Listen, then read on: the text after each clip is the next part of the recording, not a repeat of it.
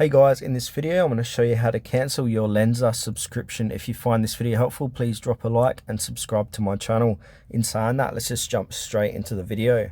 Alright, I've created a document here of how to do this. So the first method is open up the Lensa app on your mobile device, then go to settings. So tap on your profile icon in the settings menu and then find the subscription or payment options section.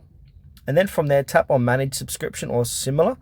And then you want to cancel subscription. So follow the prompts to cancel your subscription. You might need to confirm your decision. If you just subscribe through an app store, so on iOS, go to settings and then click on your name, click on subscriptions and select Lensa and tap cancel subscription. And for Android device users, open the Google Play Store. So it'll look like this.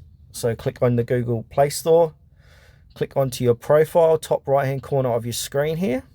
And then click on payments and subscriptions. Click on subscriptions and then Lensa subscription will be here. Just simply click onto it and cancel it.